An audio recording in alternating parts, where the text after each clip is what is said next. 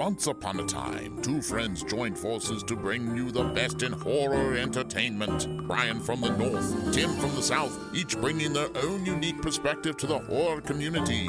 Movie reviews, Blu-ray releases, beer pairings, games, and more. Welcome to your new home for horror. This is Civil Gore. Hey there, everybody. Welcome to the Civil Gore Podcast. I am your host, Tim. And this is Brian, and it is our 2025 season premiere, season 9, which I realized, Tim, that means we are like approaching like the 10-year anniversary of Civil Gore next year. We are, and this is officially titled Civil Gore Goes to Hell, which Yes. I hope is not indicative of how the way the season will actually go, because we're putting a lot more effort into this season than, I mean, let's be honest, last year was kind of a mess. Last season was kind of a mess because Brian had his, and this is not due to anybody's fault. It's just Brian was in the middle of his moves, and we had all kinds of scheduling snafus and travel and it was just kind of all over the place. Plus, we decided to pick the worst year to do that 365 horror challenge with the 1 oh my year God, extra. yeah, that sucked a lot of air out of the room. Yeah, that's why it was like that. They were trying to. People were wanting me to do it again this year, and I'm just like, you know what? I think the podcast kind of suffered from it, honestly. Which sounds funny because, like, hey, watching 366 horror movies suffered for a horror podcast, but it kind of did because it made you so exhausted and mentally of like having this, like, and especially because you go off track, like you said, with my travel, and then there'd be this point where I'd have to watch like 6 movies in a week to get close to catching up again, and I mean, a day to catch up. It was too much stress. It was too much stress on top of everything. Yeah. So, yeah, Brian and I both decided we're not doing the 365 challenge this year. I'm glad I did it. It was cool to say that I did it. Glad we did it once. Everybody was very impressed. Yes. We got the old pat on the back. Yay, good for you, gold star cookie. And now I'm ready to move on. Yes. I don't want to do that. I may do it again, maybe next year. Or the year well, because after, I didn't get to watch anything else. That was the problem. Like, I was like, there were other things I wanted to watch in there. Like other movies that weren't horror, and it was hard because, like, I felt like you had to make everything horror. It's funny because I have not watched a horror movie since the end of December. Since Nosferatu's last horror movie I watched, I stopped. I think that might be mine too. Because I was like, I've got to watch. Like, there's so many other movies. I wanted to watch the second Joker, which I did. I just these non-horror movies that I wanted to catch up on because I felt like I had just neglected them. TV series that I had completely neglected that I wanted to watch. Like, I'm catching up on Cobra Kai now. I'm catching up on Creature Commandos, which is the DC animated one on Max, which is really good. Shogun from Hulu, I never got to watch all of that. So it's been really nice taking this break and just not watching horror. Yeah, and plus, I think we would kind of really want to, I mean, the world is horrible enough right now, and like we want to be able to get we want to really kind of bury ourselves in the podcast as much as possible and try and kind of push some, and get but really focus more on that because I feel like we need a makeup year for the podcast because last year, like you said, was just so off with stuff. Which we had great interviews last year. Oh yeah, definitely had great content, but I did not because we had prided ourselves on, we kept a very consistent schedule for the first several years of the podcast. And we were really good about at least either if we didn't put out a weekly episode, it was usually at least the next week we would follow it right up. And there was gaps in last season where we had 2 weeks where we didn't record anything. And it was just because it was all over the place. So we're really trying to get back into consistency and quality this year. Definitely we'll still be bringing you tons of good interviews. We've already got interviews. We have 3 potential ones already lined up. We're just trying to figure out the dates. We have all three, and then I know we're gonna have plenty more as usual. And then usually that season hits where towards the end of summer, where it's you feel like we get a ton of offers for interviews, and we should go through we should probably go through the show changes before we get into there our is going to be stop. a couple of I mean, some are good, some are just returning things. It's funny because Coastal Radio did the same thing. They made major changes for their 20th anniversary. So I was like, oh, that's so funny. It's like, once again, we're lockstep with them. And even though they're I haven't caught up with that 9. episode, so I haven't heard what those changes are yet. Oh, yeah. Curious. I mean, mostly so it basically, they explain it because they want to go on YouTube podcasts. So they had to change some things that were maybe possible copyright things. So they did that kind of stuff. They have a whole new intro for the special 20-year intro and stuff, but you'll hear it. Okay. Yeah. So, and that might be something we do too, is going on YouTube. one thing, I think the biggest change, I'll go ahead and get the biggest change out of the way. Yeah. So the dismemberments. So what was happening with the dismemberments is, obviously you guys know, we originally, when we started the podcast, we were doing a weekly dismemberment. We were running through every title every week, and that was getting too long. So we ended up separating that out and making a monthly dismemberment. Well, the problem with the monthly dismemberment is now we were not only recording 4 episodes a month, we were also having to record this extra episode every month, which was usually at least twice as long as the regular episodes. Right. So, and it got to the point where it wasn't like, 15 titles coming out. It was 30, 35 titles coming out every single month. Like, physical media has not slowed down, despite what everybody may be telling you. Like it's gaining. There's more horror Blu-rays coming out every month than we can even keep up with. And what it was doing is it was affecting the regular show, because we would be so stressed and burned out about trying to get the dismemberment done that it was making the other episodes suffer. And so we decided, let's scale that back. We can still tell you what's coming out, but instead, during our weekly show, we're going to give you our pick of the week for the week. And then we will kind of run down quickly without going through all the extras and full details of all the other stuff that's coming out. So at least you still get to know what's coming out every week, but it's not as much of a deep dive other than our picks of the week, which we'll talk about. And I feel like if we ever did Patreon, that might be one of the bonus episodes you may get down the road, but we're still not at Patreon yet. It's too hard until like in this case. So like this week, we're going to record 2 episodes back to back and kind of split them. But there may be times where if we know that we're not going to have an episode for the following week, we may go ahead and put in the dismemberment for the following week. Or if we missed a week, we may go back. So there's going to be some flexibility there in terms of which week we're talking about. We're going to try to keep it on a weekly basis, but if we get off of a week, we'll definitely make it up for you. The other one is we're bringing back Tubi Trap, because that was a lot of fun. Yes. For you guys that don't know, Tubi Trap is where Brian and I pick out a movie on Tubi for each other to watch. I will say we got into some really terrible movies. I don't know that this new iteration of Tubi Trap, I think we were originally trying to pick out the worst possible movie for each other to watch. Which there was in there, which is part of the fun of it. But I think in this case, for the new Tubi Trap, I'm, at least on my side, I'm personally going to try to throw in maybe not necessarily the worst movie I can find, but movies I think might be interesting to hear about. So yeah, and also we toyed the idea of having like a Tubi team also to suggest us ones where we're going to have our little horror group of Cone, Ken, and Emily pick one for both of us to watch. So I don't know how we're going to do that with the schedule yet. I don't know if that's going to start like right off the bat, like until we can kind of get a good schedule going. Like I'm wondering if we do like 1 week is Tim, 1 week is me, and then the other week they pick for us, kind of maybe do it 3 times a month, so we don't have always like, we have that one break of an episode where we don't have to do it, just so, again, because we don't want to burn out. And it's so funny when like Coaster Radio used to talk about the burnout factor, and I'm like, yeah, but if you love it, it won't be burned out. But it like, and not saying that I've loved this podcast any less than I've ever done. In fact, I love it more, I think, as it goes on. It's just, I think just life gets in the way, and it's life that is burning you out. And then it's making some things that are fun even like feel like a chore. And so that's why it's like, I'm like, we're going to focus on the podcast, not worry about other things as best we can. But I guess that brings us though to a couple of things I want to just some. Well, you know what? Let's do the good thing first, and then we'll hit the 2 sore points here, I guess. First thing I want to do is, of course, if you listen to our last episode of the year, I had an amazing interview with Megan Adara, who she did the movie The Cellar, and she was so fun and so great to talk to. And actually, she's got another movie coming out called Amelia, which I'm going to, I realized I put this like Indiegogo link on there, and it's just ridiculously long to say. I don't even know how I'd read this because there's a lot of scrambled links. So we'll just put this link in the show note for you to check out.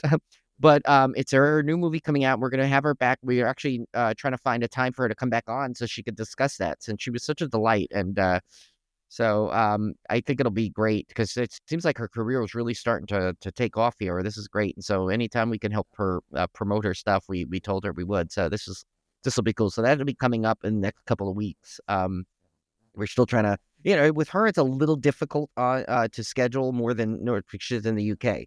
So we have to keep track of time zones. So it's like she's 8 hours difference from me and 5 from Tim. So that makes it really tricky. That makes it a much bigger challenge when we were both on the East Coast. So that is the good news. So congrats to Megan on her new thing. And we'll put the Indiegogo in there so you can help support it. I think there's still like about 50 plus days left to help support that film. And we'll have her on to discuss more about it. There are 2 sad notes. Of course, we wanted to tell everybody, our family and friends who were affected by the wildfires in LA. Want to, of course, let them know we're thinking of them. And if you know anyone out there, even if they're okay, constantly check. Like I make it a daily thing. I try and check in on people. I mean, of course, yes, things are improving now, but they still need help because some people are still without homes. So there's a lot of donation sites. Kim and Ket constantly are posting great links. I know Katie from Katie Afraidy, she posts stuff. A lot of people in LA, and especially in the horror podcasting world, have been posting a lot of information where you can donate and some of the best spots to donate. I found out today, we're supposed to be going down there this weekend. I found out Horror Vibes Coffee, that place I love so much. They're doing actually a drop off of items on their Saturday. So if you're probably, unfortunately, I think when this releases, that'll have passed. But I'm going to try and stop by there and drop some stuff off. But I also want to donate through some of the sources that Kim and Kat and Katie had posted. And another good thing too is that they do a wide variety of things because there's a lot of people that need help. There's people that lost their homes, people. There's pets that have been now unfortunately abandoned and found, and a lot of the pet organizations are looking for donations and for adoptions. If you're looking for a dog, and there's plenty of adoption opportunities now. In fact, the Bay Area actually took a whole bunch of things from the Pasadena, I think ASPCA, because I guess they were looking for they were overrun, so they took a bunch up north to help the cause, which is great. So there's a lot. That's the thing, a lot of people are coming together. We know some people are making this difficult, the recovery, but we won't discuss that. We're going to talk about the positives of all the people that are trying to really help, which is great. So check on, we'll try and post some of the links too, but also in the meantime, check those sites. I told you, check out Kim and Kat on social media and Katie Afraidy. They've been posting some great places to go, and Horror Vibes as well. They're posting a lot of things because all these places need help. And if you like I said, check on friends that are there, just see how they're doing. Because mentally, yes, they may be physically fine and they weren't affected, but mentally, to see your city in flames in different spots is incredibly frightening experience. So like my brother he prematurely evacuated just for a couple of days because the winds were blowing it in his direction, and it was close enough that they could see it, but far enough away that they were in true danger. But they did the right thing. They were ready to go because everyone was told pretty much in the area, have a bag packed, have an emergency bag packed. You may have to be evacuated at any given time. So, so of course our heart and thoughts and everything go out to everyone who's affected by that. And one of the things I think has got to be the greatest thing ever, like they saw, is the whole Steve Gutenberg angle of this guy who was literally helping people and trying to like help his neighbors and save dogs. And this guy's people say, oh, the celebrities lost their homes, they can afford it. Well, no, first of all, that is not true. Not everybody is a billionaire out there that can do that. And two, a lot of them are helping other people at the same time. So, cut them some slack, especially at least Steve Gutenberg, who's doing the Lord's work. I don't know if you saw when Jimmy Kimmel told him he should become the actual Batman, which I thought was pretty great. And he's like, Steve Gutenberg I always thought was a great, like for the last couple of years, we followed him on social media, and he's always got like such positive posts. So it really is not a shock if you've been following him to see him do all that work. So everyone, check on your friends and neighbors out there and family that are in the area. Make sure they're okay. Another sad news, which has happened today, we found out, which is a total gut punch because if you know Tim and I, we're huge fans, and that is the passing of David Lynch, who I couldn't believe. I mean, I knew he was, how legendary he was from our viewpoint and everything, but to see the outpouring of of people's support, and just like a remembrance of him is incredible. Like that Kyle MacLachlan's one is heart wrenching. Basically told him he owes his whole life and career, career and life to David Lynch, for giving him a chance, on Blue Velvet, and so it's like, you wonder how much he's impacted things. He's changed filmmaking, television. There was, he came, his stuff was so revolutionary, and I mean, he's done like all kinds of genres too. It's not just horror and not just like crazy stuff. I mean, one of my favorite, if not my favorite, David Lynch film is The Elephant Man. Oh yeah, and that's not horror at all. It's really it's a biography essentially. It's a biography, and it's just amazing. One of my favorite movies of all time. And and it's like he's just when you think about it, like he brought back that like the kind of mysterious television show, the whodunit kind of thing with the Who Killed Laura Palmer, and and it's like, and he's brought like people to the forefront of careers that you might not have like picked up on the same way. Like, I mean, granted, Ray Wise, right? Great actor and everything he does, but I wonder how many people know, were introduced to him through Twin Peaks. It's probably a lot, and it's and it just shows how much David Lynch has brought to us. And it's like, of course, one of my favorite things, of course, of his oddball things, because Twin Peaks I'm like obsessed with.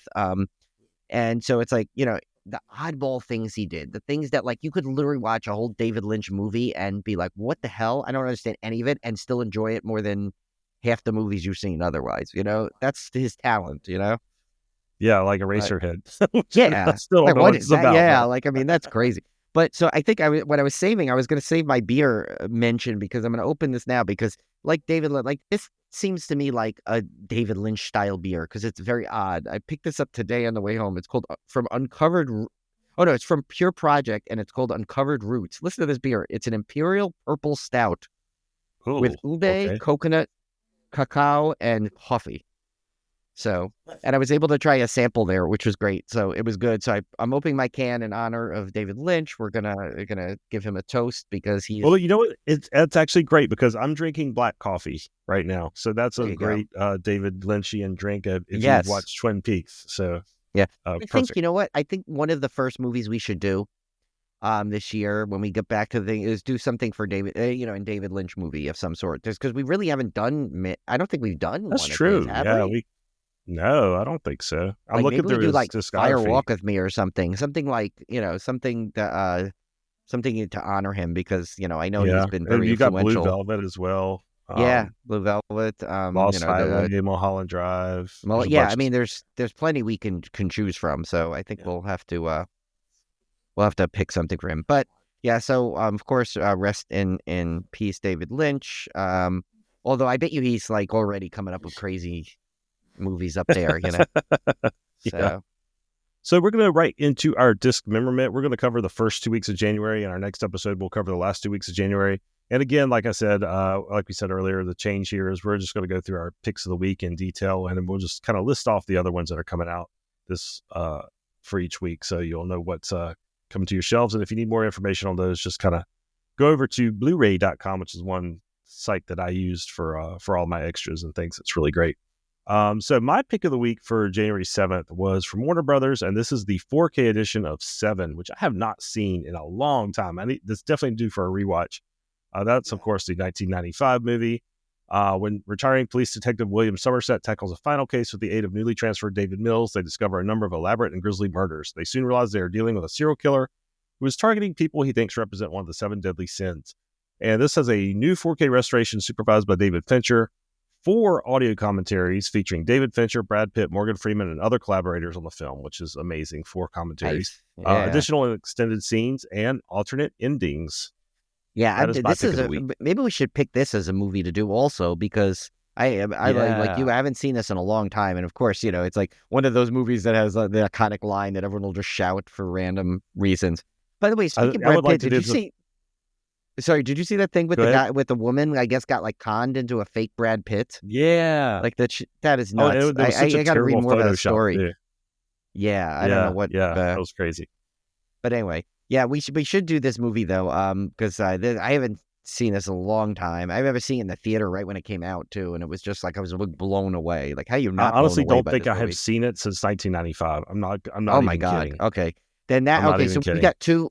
We already have two of the first movies. We're going to pick a David Lynch one, and then Seven should be the first. Or we could save that for the 350. Could save Seven for our 350th. Yeah. Because that is coming Maybe we'll up. do that. So, yeah. Okay. So mine, I also, another thing I wanted to change this year is, Tim and I often have the same picks of the week, which kind of makes it boring, especially when we're going to be cutting short so much of the dismemberment. So I figured I'd try and pick another one. And unfortunately, there really wasn't much of a choice. I chose between two. One I haven't heard of, and the other one was Heretic 4K, which I heard some mixed reviews on, but it's got Hugh Grant. So, I mean, I do want to see it. Yeah, it can't be that bad. So that's from 2024, and it's from A24, of course. Two Mormon missionaries attempt to convert a man who turns out to be far more dangerous than they could have anticipated. And on it, it's got an audio commentary with Scott Beck and Brian Woods. Seeing is believing. Behind the scenes of Heretic. On-set photographer is Kimberly French. Very nice. So the other releases this week, we had only one new title release, and that was Rampo Noir from 2005. And this looks to be a Japanese horror anthology, fantasy horror anthology. So I don't know a whole lot about it, but go check that one out if you're interested. And then we had 3 Steelbook releases this week. Drag Me to Hell from 2009, Motel Hell from 1980, which is one of my all-time favorite 80s horror movies. And The Wolfman, the original Steelbook from 1941, obviously thrown out there to capitalize on the new theatrical release of did they theme that this week? Because there's 2 movies that have hell in the title on our Civil Gore Goes to Hell premiere. Maybe so. I don't know. But, it's funny. Motel Hell, I feel like every few months it comes out again. Like it gets a re-release. Yeah, it's a great title. But I've got the Shout Factory release, and that one's so packed, I can't imagine I need anything more than that. So for the week of January 14th, I picked the Arrow release because, again, this is one of those weeks where almost nothing came out. So I picked Arrow's Incubus 4K. This is a 1966 movie. I'll read you the description here. Kia is a succubus luring to their final perdition men who already have sinful habits and libertine inclinations. She tires of this. It's too easy, and these souls are going to hell anyway. She wants to match wits and charm with someone who is good. So against the advice of her sister Amael, Kia seeks out Mark, a man who has already faced death with courage. After a night together, Kia finds that not only is Mark's goodness still intact, but she has been ravaged by love. In anger, she and Amael conjure an incubus to deal with Mark. The incubus starts with Mark's sister Arndis. Who will win the struggle for souls? Weird description there. But packed with extras, got a 4K restoration from the last surviving 35mm print by Le Chat Qui Fume. New audio commentary by writer and genre historian David J. Schau, author of The Outer Limits, the official companion. Archive audio commentary by star William Shatner. Archive audio commentary by producer Anthony Taylor, cinematographer Conrad L. Hall, and camera operator William Fraker. An alternate 137-1 presentation of the film.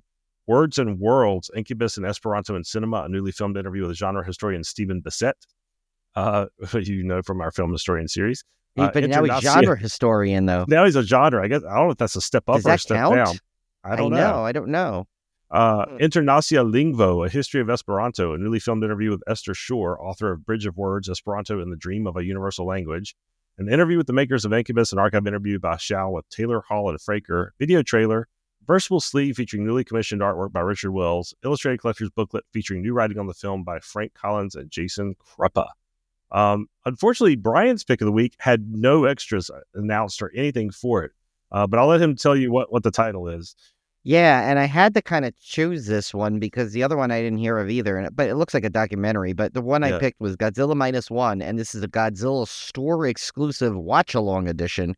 Which I don't know what that means. Couldn't you make anything technically a watch along? I mean, this one you can apparently you can only get it through the official Toho Godzilla store. So there must be something cool about it, but I could not find any information on what makes it a watch along edition, other than I guess you can watch along. Is it like the Wicked sing along version? Is it like that? Is it people gonna sing like Godzilla's gonna be like something is strange within me? I don't know. He's never spoken before. Of course, I might pay for that. I would like. Yeah. Can you imagine that if they mixed it up and they gave Godzilla a sing along and then Wicked something else? That'd be funny. The only other remaining title this week was a Alfred Hitchcock documentary. My Name is Alfred Hitchcock from 2022. And the cool thing about, I was reading about this one a little bit. This one is all entirely in his own words. So they took archival interviews and things and pieced together this documentary, which I think that might be interesting because I'm a big Alfred Hitchcock fan. I read the entire 900-page biography that came out on him. So I'm a big fan. So I'll probably have to check that one out at some point. That one came out in 2022. Do you think he opens the documentary like he used to do, like his trailers? Like, yes. Hello, welcome to this movie you're about to see. I'm watching, speaking of that, I'm watching all of the Alfred Hitchcock Presents, which there's 245 episodes of that show. Did you know that? Was that the old ones or the newer versions? No, the old one. That's just the old one. That's just the original series. There's over 240 episodes. I'm slowly going through them, not very quickly, but they're all available streaming. I can't remember if it was Peacock or it's one of those, but don't say it, Brian. I know what you're getting ready to say. Well, I mean, it says Hitchcock, so it'd be appropriate to be on that, but yeah. We have an inside joke about the cock. Yes. But anyway. Well, now that Tim gave it away, it's no longer inside, but Hitchcock's on the cock, I think. Yeah. I think maybe I could be getting my streaming services mixed up. You could have a small hitch and it could be on something else. So. Yes, exactly. That's terrible. Now we got to get right into our preview because we got a lot of stuff to cover. So we're going to split this preview. We have movies, shows, books, and video games. Yeah, I stopped with the board games and the other little things that we used to do because it was ridiculous. Yeah, so I was thinking, Brian, maybe doing I guess we'll just do movies and shows this week, and we'll just do books and video games next week. Yeah, that's probably the best because movies, there's already I think there's 46 movies. Yeah. On the list here. I mean, some are we'll probably have a little bit of discussion on it, but most of it is just going to be, quickly reviewing it, let you know where, where you can find these it. by release date, if that's okay. I meant to do that and I forgot when I was done because I got this off of, where did I get this one off of? It's funny, when I got it off of a specific website, I gave them credit. This one, I think it was just a Google search. And you know how Google sometimes will put all the stuff up there? So I did that and then cross-referenced it with IMDb to find the date. So we'll go through these. These are the 2025 horror movies that are coming out. And obviously, this is not an exhaustive list. There's always things that pop up that we don't know about. I feel like there's always a ton that come out that we don't know. Yeah. But these are ones that have been announced and we kind of know are coming. We're going to start with the ones that don't have an official release date yet. We just know they're coming out sometime this year, and we'll kind of take these one at a time. The first one up here is Bambi: The Reckoning. Obviously, this is another one of those IPs that came out of copyright that now everybody's making free to make horror movies about. And here's my thought on these. And I know there's people that are up in arms. Oh my God, how dare you make a Pinocchio horror movie or a Bambi horror movie? If you're either in on this or you're not. Yeah. And if you're not, just move along. But if you're in on it, with the Winnie the Pooh, Blood and Honey, I think they're fun. I think they're I don't. It doesn't bother me. It doesn't offend me that they're making these out of these old IPs. Who cares? It's not going to tarnish your original Disney Bambi animated classic because they made a Bambi slasher movie. Well, especially, I think these are fun. Yeah, well, especially what I usually say is, if you look at most fairy tales, especially the Grimm fairy tales, they're horrific stories, a lot of them. So they really are. Yeah, they're prime for horror films. In fact, some of these are more set for horror than they are for what people made them into joy. Yeah. Yeah. So I mean, do we want to read the description of each of these, or we're just going to talk about them as we go? I don't know if we have to, unless it's the ones where really, because that'll be a faster way to do it. I think if it's only the ones that are a little confusing. Obviously Bambi the Reckoning, I think it's self-explanatory. Self-explanatory. Now Bambi is the villain in this one. We'll have to say. Yeah, I know, which I kind of like that. Yeah, which I think is kind of cool. So she should be. Bambi should, or it's a he. Bambi should be the villain based off the original movie. What happened? Is Bambi a he or a she? I don't know. I think it's a she, right? I don't see. It could be a he. I don't think I've ever realized now. I don't. It's a. I don't know. We don't know what Bambi is. Oh my God! There's people screaming at the podcast right now. You don't know what Bambi is. So. Anyway, actually, it doesn't matter. Anyway, Bambi could be whatever gender Bambi wants to be. Yes, exactly. Be non-binary if Bambi wants. Yeah. So next one up is Frankenstein. This one's just coming out in 20, but this one, okay, this is the Guillermo del Toro. I won't go into the whole description because it's obviously. Oh my God. It's got Ralph Ineson and Mia Goth, and Oscar Isaac. And Oscar Isaac. So I mean, that's already a win for me as one of my most anticipated movies. And basically it's like 40 years after the supposedly original type of movie. So it's almost like a pseudo sequel kind of thing. Oh, yes. But I mean, you mix Guillermo del Toro and you throw in Ralph Ineson, Mia Goth, and Oscar Isaac. I mean, you have me sold. I mean, that's I can't it. wait. We don't need to say anymore. I will go see that day one. I adore Guillermo del Toro. I just adore it. Yeah. Like everything. And Ralph Ineson. How do you not like Ralph Ineson? I know, it's like he is freaking fantastic. So yeah, I can't wait. Next up, we're continuing this Universal Monsters theme. We have Dracula: A Love Tale. Which makes you basically, Tim, this kind of gave you your dismemberment. This gave me my. I mean, you're Ghostradamus. Ghostradamus from last year. Yeah. I got this one. This one is interesting. So after his wife dies, a 15th century prince renounces God and becomes a vampire. It's the Dracula thing. And then centuries later in 19th century London, he sees a woman resembling his late wife and pursues her, sealing his own fate. So it was kind of funny is it's called Dracula Love Tale, and I thought that maybe it was going to be a different story, but it's the exact same story. That's the story of Dracula.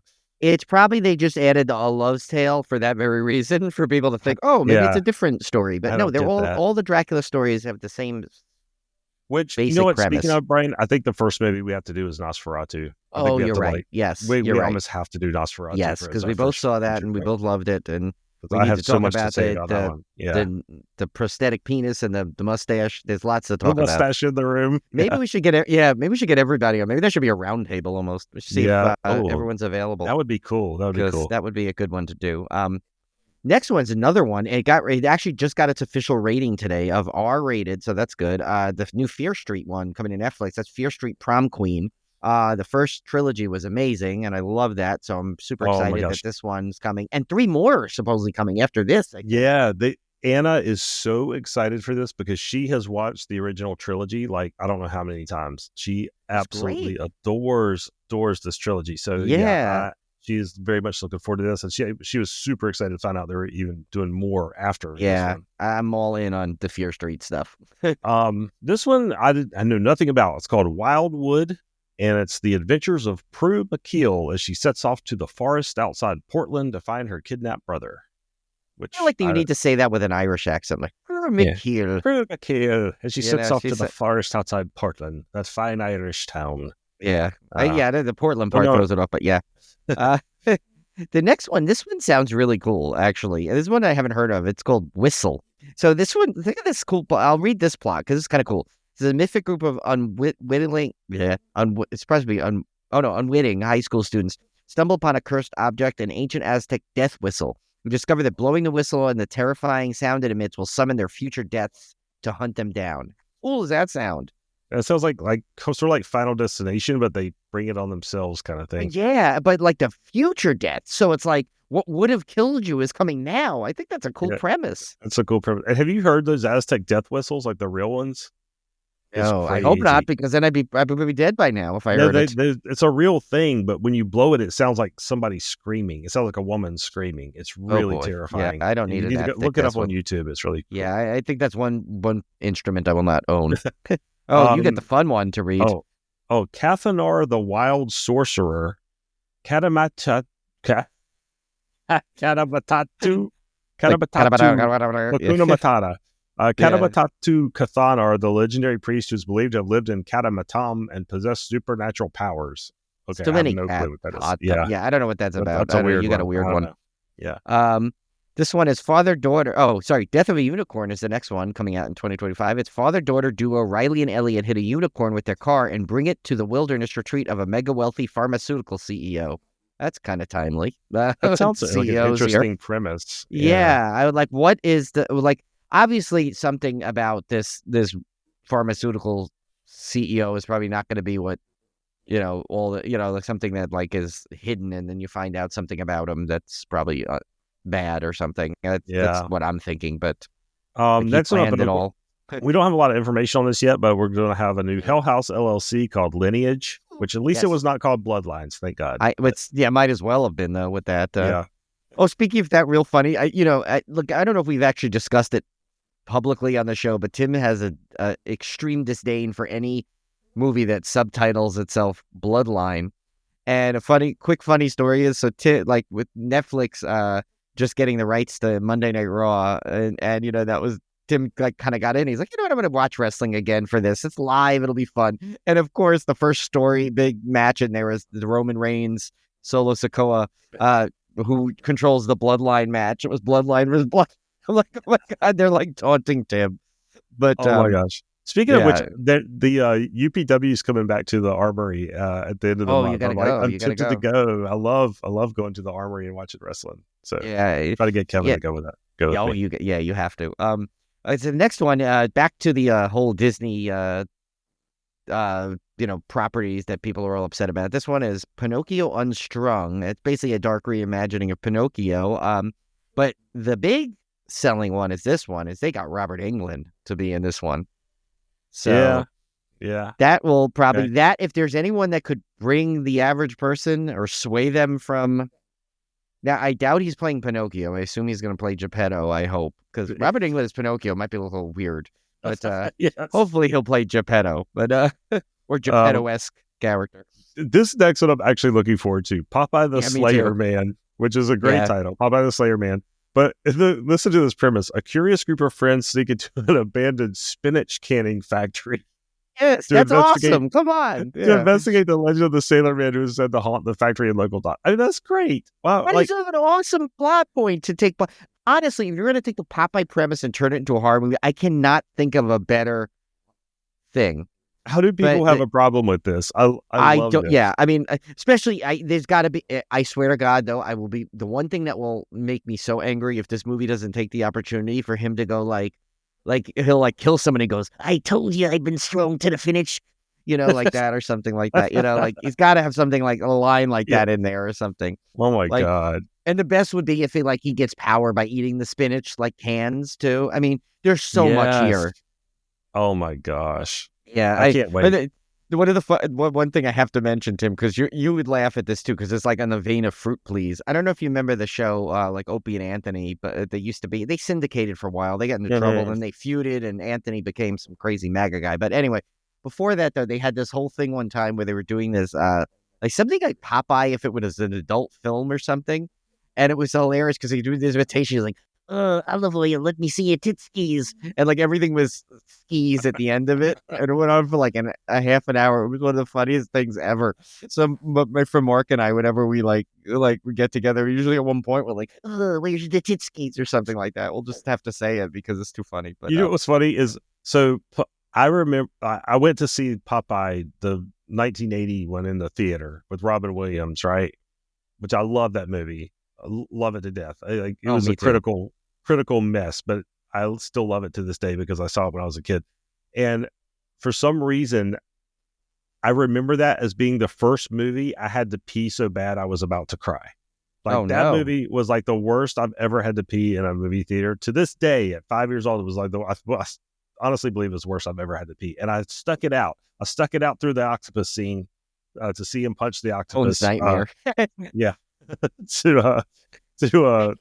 to make it out. But anyway, I did it without peeing my pants.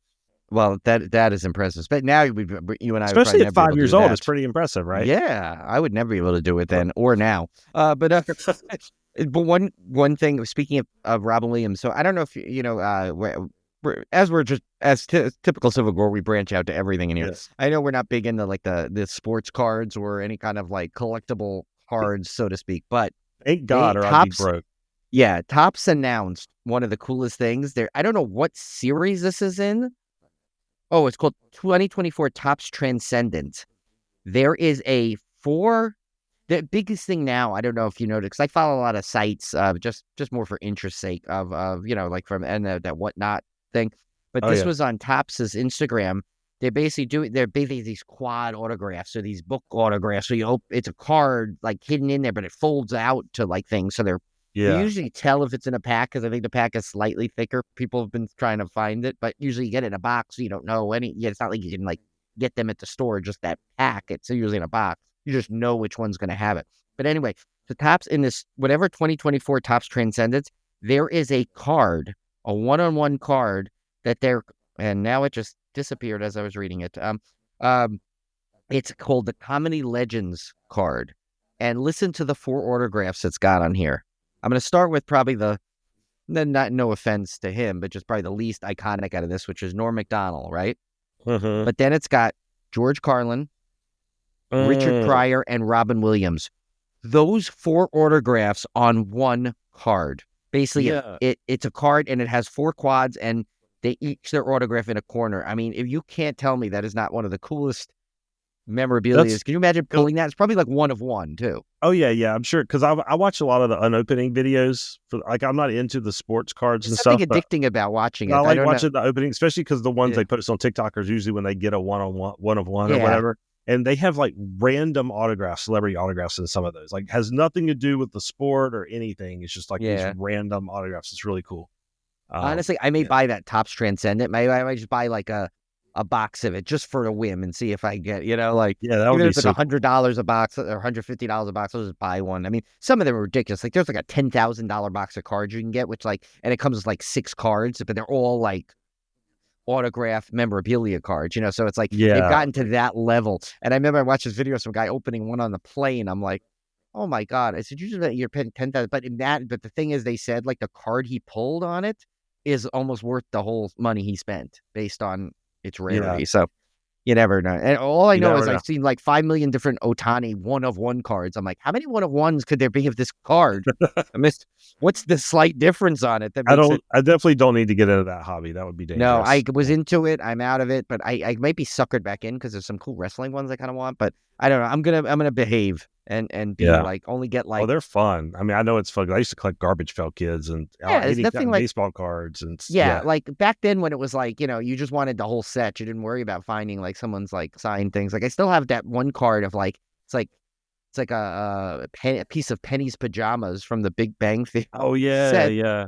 I gotta pull that set up and look at that. Anyway, so moving on. Next one is a sequel, which is The Strangers Chapter 2, and I actually like the remake of the. I have not Strangers watched Chapter 1. Yeah, it's actually really good. I think it's on my Vudu, so you can watch it. It's actually really good. I mean, I don't know. Again, I don't know why it was needed, but it's different enough from the original one that I can accept it in the same universe. So I'm actually looking forward to the second one because the first one was actually pretty solid. I was surprised how much I enjoyed the first one. Another IP one, Peter Pan's Neverland Nightmare. The crazy. Okay, I gotta read this description. Wendy Darling strikes out in an attempt to rescue her brother Michael from the clutches of the evil Peter Pan. Okay, well, that's nothing new. We see the hero turn into a villain. Okay. But then it has to put this in. Along the way, she meets Tinkerbell, who will be seen taking heroin, believing that it's pixie dust. My God, she's going to flutter right into a wall. Oh, my God. Yeah. It's like they were always trying to piss people off. Yeah. Yeah. But that one will be funny. Yeah. Next one, okay. Oh, and that one, by the way, we're now at the actual release stage. So that one's coming out. That actually came out. It's already out. It came Friday out. 13th. Supposedly, it's already out. Or 1/13, not Friday the 13th, but what was the 13th? I think actually Monday. Is that the one? I think Katie Hettenbach might have watched it. She posted one of them. I can't. Honestly, there's so many of them. But I think that's the one she saw. So, and I think she said it was enjoyable. I gotta reach out to her and find out more details. But next one, of course, this is a huge one for us, and it's actually out as of tomorrow. Yeah. I don't think I'll be able to see it this weekend because I'm going out of town, but I will see it probably next week, and that is Wolfman.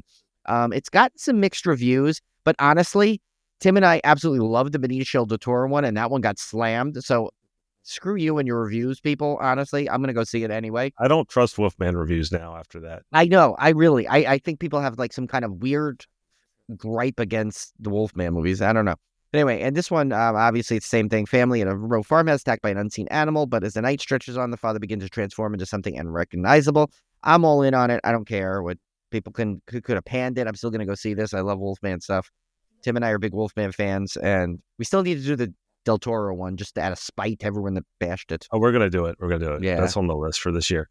Next up is Rabbit Trap. This one sounds kind of cool to me as a music collector, but married couple Daphne and Darcy Davenport are two musicians who moved from London to a cottage in Wales to complete their new album. By accident, they record a mystical sound never heard before and gradually disconnect from reality.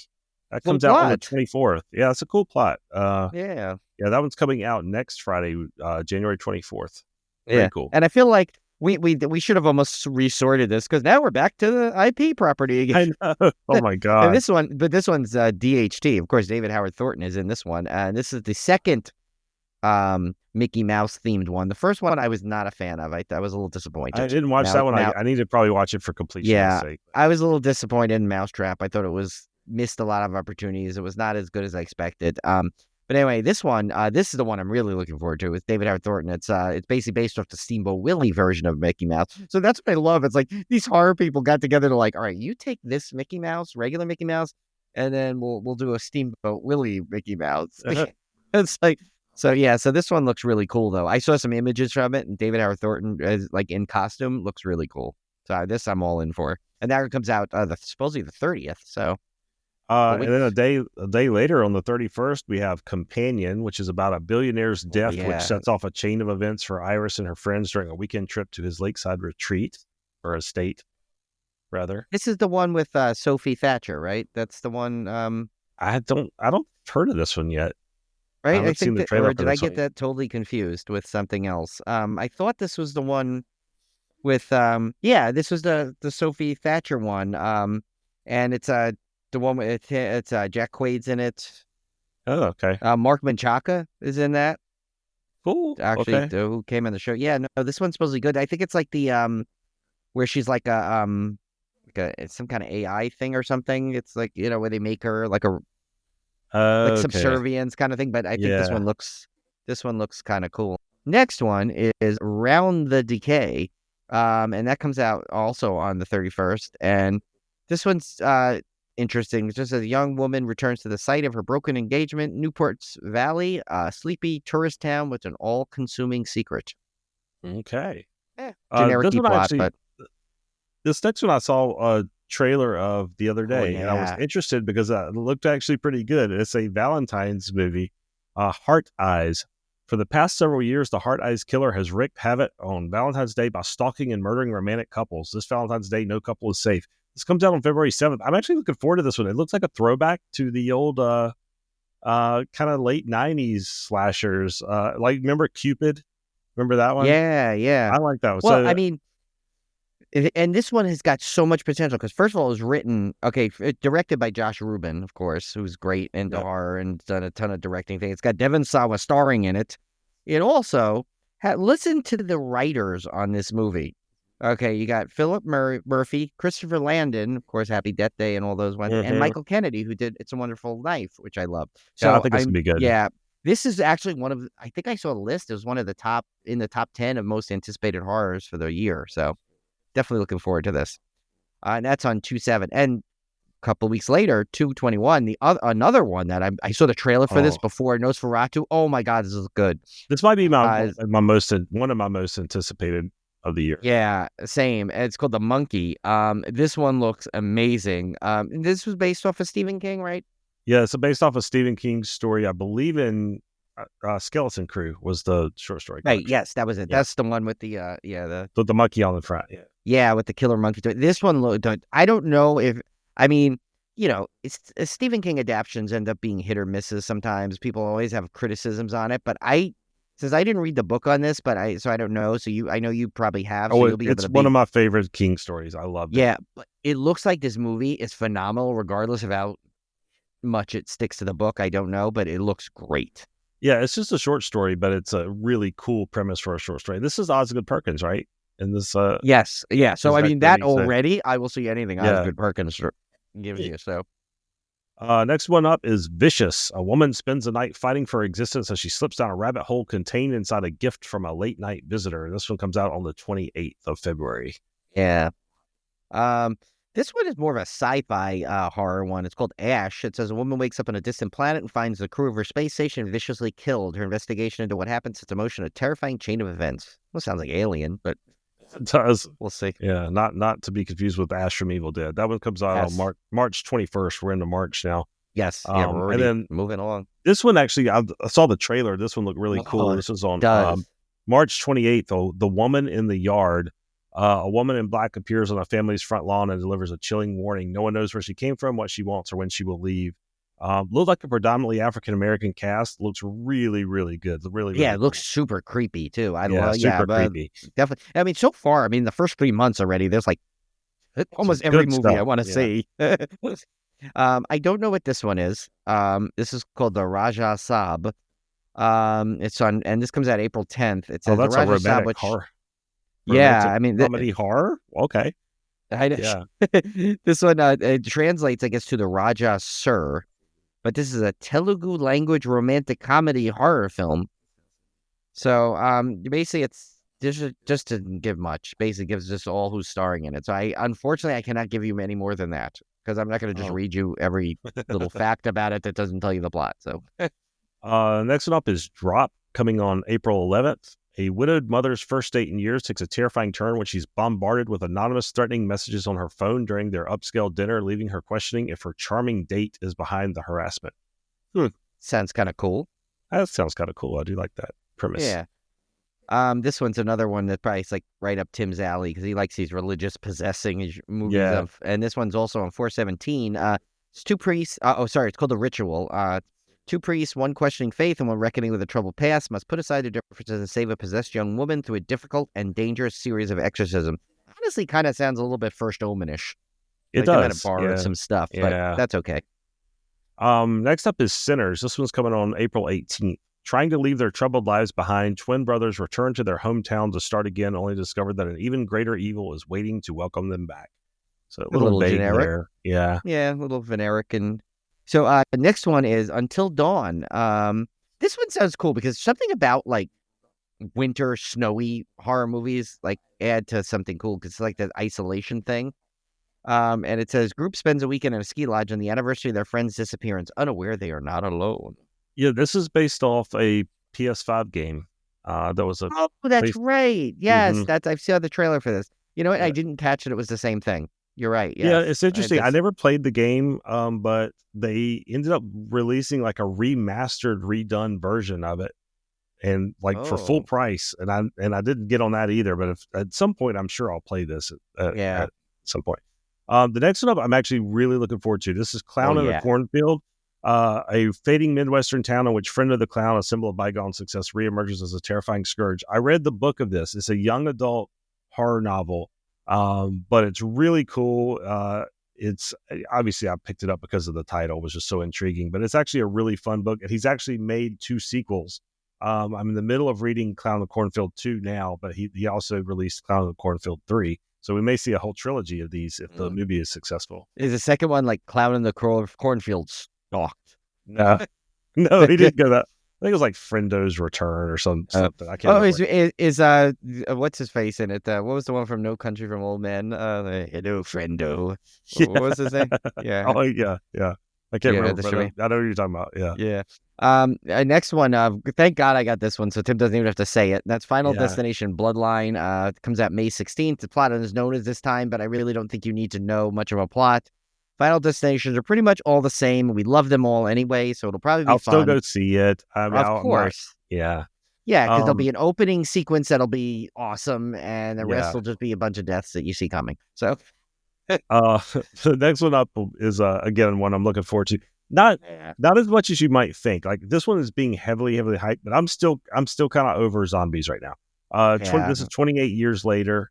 I don't need to read the description if you've seen 28 days and 28 weeks. I don't know what happened in 28 months. I guess they just skipped off over that, which I'm really intrigued by this one because at the end of 28 weeks later, spoiler alert, you kind of find out that the zombies are all just dying off because they're starving to death essentially.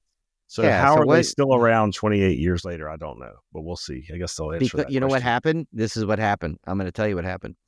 One of the zombies set the clock and broke it, so it said 11:15, and someone went to feed the zombie thinking it was not past midnight. Oh no!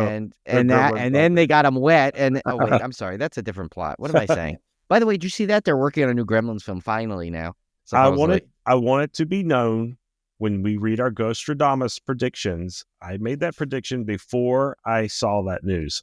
Yes, no, I know you did. Of course you did. Yeah, because that literally happened. I think I read it today. And I know you did it like a week ago. So I will vouch for Tim. Ghostradamus in the bag. I know. Yeah, like Tim and I kind of, it's like this friendly competition, but I would never deny Tim of his expertise at picking these things because he's very good at these Ghostradamus. Is much better than me.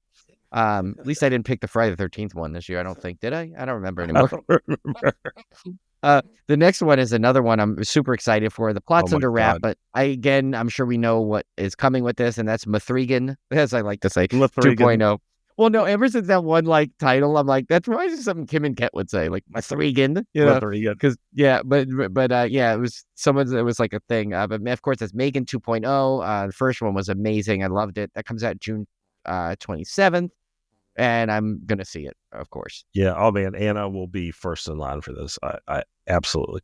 Another one I'm kind of looking forward to. Might be a fun reboot. I Know What You Did Last Summer. This is coming out July 18th. And this is a kind of a reboot or reset of the famous I Know What You Did Last Summer series, which was filmed. At least the first one was filmed here in my hometown. It was, right? Yeah. Yeah, I remember when it was filming. It was a big deal here when they were filming it. Yeah, I mean, and Jennifer Love Hewitt's back, so they have the connection to the original, which is nice. But it kind of seems like a kind of like with all the success of the Scream reboot, I'm sure that's why this one got greenlit. And it's always been kind of like the little step sibling of Scream. It was kind of like the little brother, little sister trilogy. Yeah, they totally go hand in hand at some level, hook and hook, depending how you want to say it. I don't know what this one I never heard of, but this one seems like something you would love. I don't know why. I just have a vibe that you're going to like this movie, and that's A Corpse in Kensington. It says a mysterious killing spree ignites suspicion among 3 former classmates who have rekindled a love triangle in their hometown. And the reason why I say it's a Tim movie, something about it like a clown in a cornfield, corpse in Kensington. For some reason, I noticed Tim likes movies that have that title structure. I don't know why. It just seems to happen. So that's why I'm making a prediction that Tim will like this movie. I should have made it a Ghostradamus, but I didn't. I did it before I wrote this list. I never realized that, but you're right. This next one is a spinoff of the Insidious movies, Thread and Insidious Tale. A couple resorts to a spell to travel back in time. Oh, is this a spinoff of Insidious? Or no, it is. I think it's. Oh, maybe it's not. I thought it was too. I thought it was too, because I thought I had read that they were doing. I thought we had. I thought I had seen they were making spinoffs of those. Yeah, but the spell to go back in time doesn't sound right. Yeah, that seems like more mystical than. It's got Mandy Moore in it and Kumali Nanjiani. Yeah, that's a weird combo. No, it is. It is. It is kind of. Oh, I think it is. So. Okay. But I don't know. Weird. Okay, they're doing time travel now in Insidious movies. Okay. Yeah, I kind of like when they do that. That's coming in August 29th. Yeah. I mean, I like when they make like a spin-off of a full thing. I mean, but they're really making this James Wan universe. If you're going to spin it off, spin it way the hell off. That sounds like what they're doing. Like there's way out of the norm, which is kind of cool. Yeah. Well, and if you think about it too, it's like, for our summer staycation, we're going to have one of those like in Wan universe, whatever, all these Conjuring things. They're all going to be like the whole thing. Yeah. We'll do it one day. I promise. Okay. That was terrible. Speaking of that, we have The Conjuring Last Rites, which is the final in this series until they decide to reboot it for something else. But it'd be paranormal, and of course, there's more paranormal investigations from Ed and Lorraine Warren, and they take their one last case. So that'll be popular. 9/5 that comes out. On September 19th, we have Him. A promising young football player joins an isolated compound to train under a dynasty team's aging quarterback. Interesting. Starring Aaron Rodgers and Tom Brady. No, I hope not.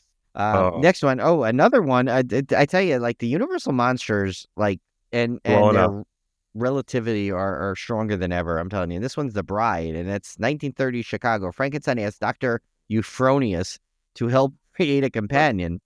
They give life to a murdered woman as the bride, sparking romance, police interest, and a radical social change. So it seems like they're taking the whole Bride of Frankenstein thing, but giving it like a moral compass to it. Then they didn't really address back in the day. Taking place in 1930 Chicago, I think, is a cool setting for that. Yeah. Oh, yeah. Anytime they like old cities, I love the kind of like atmosphere. And that's 9/25, by the way. Next up on 9/26, we have Saw 11, which is the 11th installment of the Saw film series, obviously. And I believe this one also has the return of Tobin Bell, because I think this takes place right after Saw 10 in the timeline. Yeah, no, he's definitely in it. Yeah, so I'm looking forward to this one because I really enjoyed Saw 10. I thought it was really good. Yeah, it was way surprising. I did not expect it to be as good as it did because, like that movie is just that's a series they just find a way to keep giving it legs. I don't understand, especially when so many legs are getting chopped off half the time. Next is another sequel, but this one I really liked the first one. I know some people loved it. Some people you didn't like it. Yeah, I know. I feel like it was it was one or the other. People loved it. Very divisive. People hated it. I was one of the ones on the I loved it, and that one is The Black Phone 2. They don't have much of a plot yet. It just says sequel to The Black Phone. So, and that's on 10/17. Next one up is another one I'm looking forward to. Predator Badlands. In the future, a predator traverses on an alien wasteland while two sisters discover their horrifying past. So, they did the last Predator, which was Prey, which was back in the Native American times. And I liked it. Yeah. I really liked it. And this one kind of goes the opposite direction and goes to the far future. So I like any kind of Predator movie. Yeah, they do a good job with these Predator movies because they do it a way to make it in different time periods that make it it doesn't feel like it's a rehash of something. Yeah. Which I like. Yeah. Next one, this is going to be your son's favorite of the year, probably. Yeah. Five Nights at Freddy's 2. And basically, anyone can survive 5 nights. This time, there will be no second chances. The first one was, so I have a thing. I remember you had told me, the first one was, not great. I did not like it. I think it was, I thought it was okay. I never really played the game, so I don't really know much about it other than the basic plot. I thought it was okay. I just thought it was way too long for what was it about. I feel like at almost 2 hours for this movie. This should have been an hour and a half tops. Plus I didn't feel like it was obviously it's an IP aimed at kids, and I thought it was the movie didn't seem to me to be aimed at kids. It seemed tonally completely off. I don't know.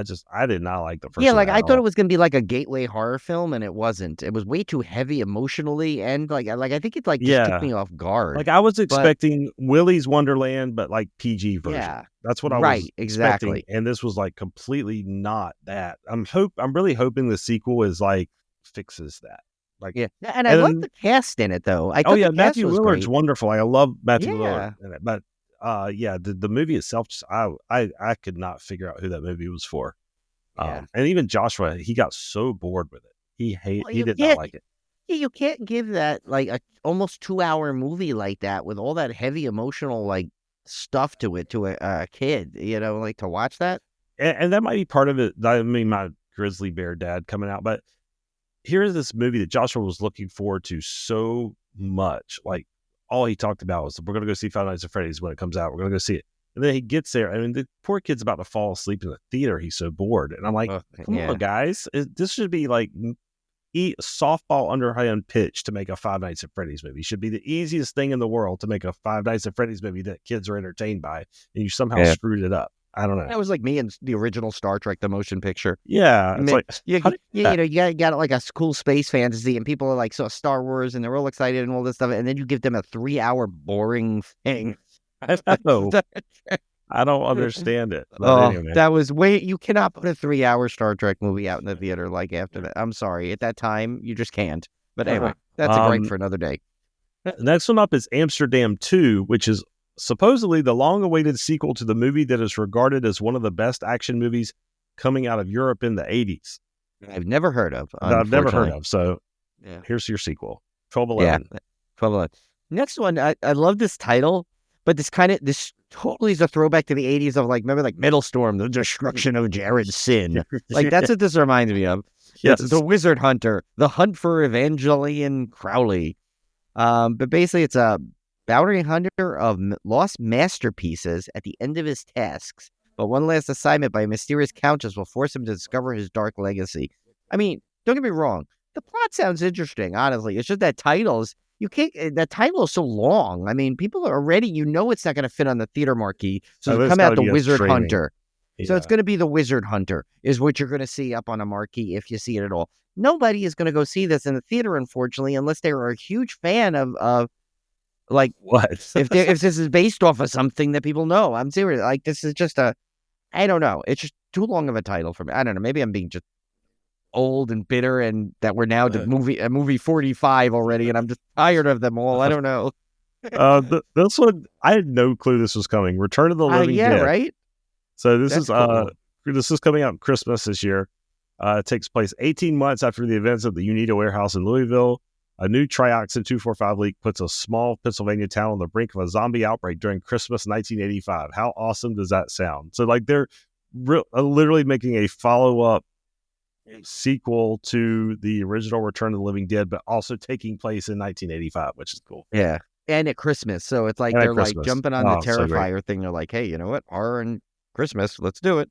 I'm really looking forward to that because I love the original Return of the Living Dead.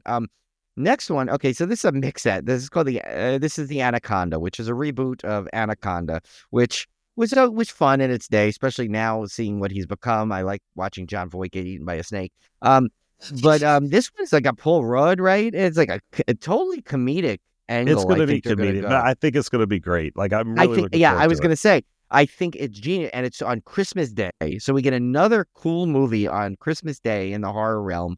And I will say this: I don't care. You can fight me on it. Anyone can fight me on it. Anytime Paul Rudd is in a movie, the movie automatically is better. It could be the biggest garbage, and Paul Rudd will elevate it to like heights it never deserved. Does it have Jack Black in it? I think so. I think it's both them, right? I mean, my God, how can you not? How can you go wrong with Paul Rudd and Jack Black in the same movie? Well, the answer is you can't. And I know we could be totally proven wrong, but I would, but with Paul Rudd, Jack Black, let's see, it's funny. It's like the director I've never heard of, sadly, honestly. The writers I never heard of, but it's got Paul Rudd and Jack Black in it. I mean, come on.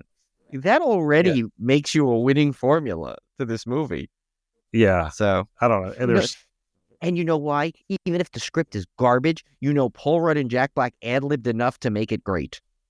Oh yeah. It's got to be at least watchable. I mean, come on. Oh yeah. I will totally watch this. So, anyway, so that's our rundown of all the movies coming out. Obviously there's going to be more that are going to surprise us. But personally for me, my big ones are The Monkey.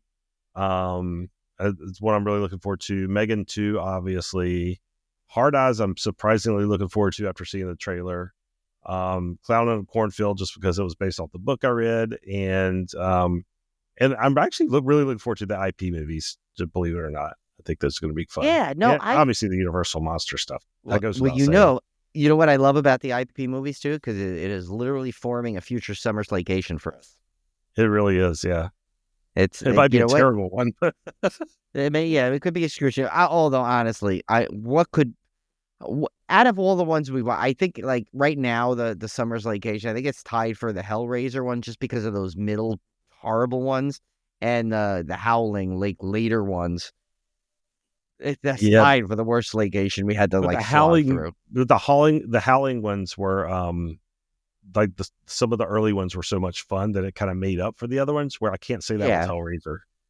Like Hellraiser 1 and 2 and maybe 3 are good, and then the rest are complete garbage. Yeah, and then you got fake Pinhead later on, where he was just like bloated cushion. It didn't look right. Oh my God, it just was off. But yeah. All right. Well, as you guys know, horror has like completely taken over television. Like in ways I never could have dreamed as a kid. Like when I was a kid, like if you got a horror anthology, like you were in heaven. And now like you got like Twilight Zone. You got it was mostly anthologies. That's what you got. But now like you can't throw a rock. Well, and Dark Shadows, of course, was a big Dark one. Shadows, But that was more comedic. So we got what, like 23? Looks like 23 different horror TV things to go through here. So we'll go through these really quickly. These won't take very long because we don't have to read the description for most of these. They're season 2s. So first one up, we had this one's come out on Hulu this summer. It's called Alien Earth, and says when a mysterious space vessel crash lands on Earth, a young woman and a ragtag group of tactical soldiers make a fateful discovery that puts them face to face with the planet's greatest threat. Is this the one that's actually based off Alien? Like it's I think it is. Official by Alien. By the way, make sure you put ragtag group on our like list of buzzwords that we like so much. You're right. Like run amok. Yes. An array of like all those. Yeah. That's got to go in Running that amok. group. Yeah. Him and I have like master lists of things like that. We have Yes. band names. We have Yeah.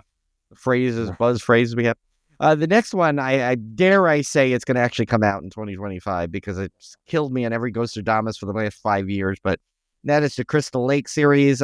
Supposedly it's coming out in 2025 on Peacock.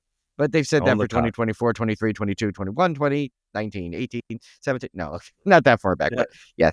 And watch, this will be the year it actually will come out because the one year I don't think I put it on the Ghostradamus. Absolutely. So, yeah. Next one up, I have not heard of. Something Very Bad Is Going to Happen is the name of the series, and it's a certain atmosphere of horror is felt the week before the celebration of an unfortunate wedding. I might have we don't know the exact date on that one, just sometime this year. Next one, this one I'm looking really forward to. This one's on Max. This one's It, Welcome to Derry. Follow the events of the 60s leading up to the event of the first film. So that's cool. It's basically a prequel to It. That'll be good. Yeah, I can't wait. We got a new season of Mayfair Witches. I really liked Interview with the Vampire, but I never watched the Mayfair Witches series. It may be one I have to catch up on, but they're doing a season. This is the Daddario one, right? Alexander Daddario? Yeah, and this one's on AMC Plus, obviously based off the Anne Rice novels, which I never read those either. But see, you got a lot to do, Tim. Yeah, I got a lot to catch up. This one is another season 2. Actually, you know what? Should I just read these next 3 real quick? Because they're all season 2, season 3. Yeah. Next one we got coming up, we got a School Spirits season 2, Yellow Jacket season 3, and The Walking Dead City season. I didn't even know there was another Walking Dead, but I mean, this there's is ridiculous. tons of them. How many are there? Yeah. It's like, I'm how much can they going walk? through them. Can they drive by now? I mean, I'm kind of going through The Walking Dead. Like I found a listing of all the series and what chronological order to watch them in. So I'm kind of going through them slowly, but I'm not really enjoying it, I have to say. Next up, we have the Bondsman, which is this one's coming out on Amazon Prime.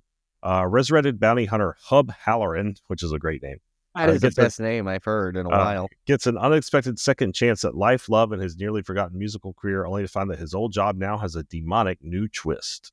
That's actually really cool. Yeah, sounds cool. That's on Prime. That's on Prime, so that's good. This is. I'll just read these next 3 real quick because they're all seasons. Of course, The Last of Us season 2 on Max in 2025. Wednesday season 2 on Netflix, which I'm excited for, and of course, probably the biggest show of the year, which will be Stranger Things season 5, the final season for that. Did I read? I think I read this. You can confirm this.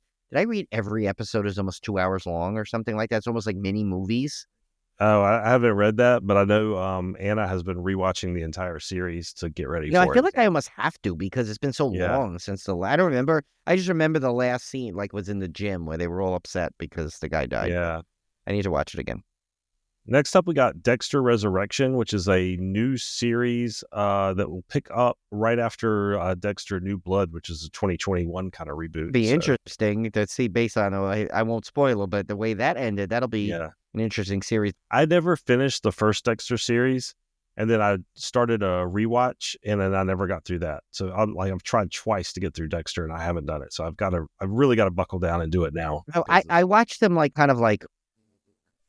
what's the word I'm looking for? But like kind of like subconsciously. Like I watched some with Julie, some she had on, so I kind of know exactly what happened. Like, I essentially watched the whole series in its entirety, even though maybe a couple episodes I might have missed.